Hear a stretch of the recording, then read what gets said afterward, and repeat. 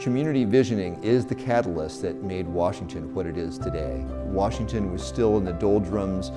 Many people thought that the town was dying, and the eye-opener through community visioning was people realized that they were the fire. We could work collaboratively, we could take those ideas and transform them into actual projects, some big, some small. Maybe it's a park bench, maybe it's a $2 million streetscape.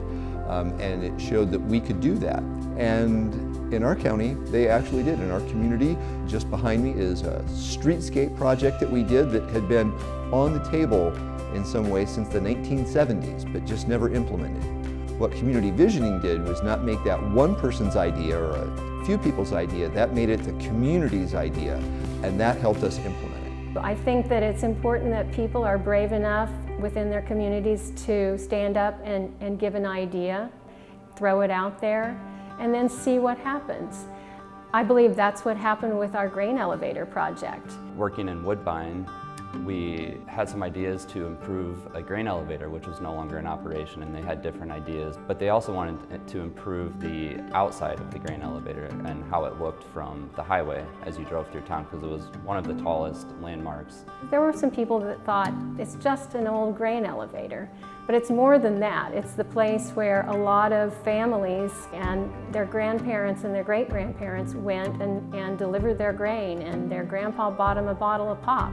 So we wanted to save that building. They had an idea to do some metal work and maybe light the grain elevator, and we came up with some design concepts through the visioning process that the committee really liked. It became something that was on paper, and then from there we started seeking grants, and then some artists came together. They worked with the metal fabricator in Nebraska to actually construct the project. The public art on our grain elevator accelerated and inspired other art in our downtown and around town. The best part was the actual grand lighting of the grain elevator.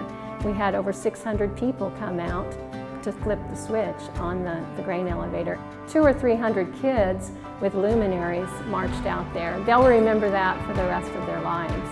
We had a lot of good projects come out of our community visioning, but it's also given the community a lot of confidence in the future. Parkersburg endured many hardships and a couple major tragedies involving the flooding of 2008 and the tornado of 2008, and about 1,000 people were left homeless.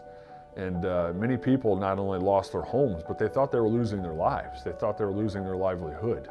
The visioning process really came in and said, you know, we care about you. We're passionate about helping you. And we're passionate not just about helping you create a vision, but passionate about getting that vision done and accomplishing those goals that get brought up. The success stories are immense in the highway rebirth and the pedestrian trails that went in and the accommodations and the amenities. But it's more than that. It's sending a message to the community that we're not going to accept devastation. We're not going to accept a storm. We're not going to accept defeat. We're going to work hard to get this project done. You know, community visioning is a slingshot forward. What they did here, I can never repay. It's personal to my community. It's personal to my family.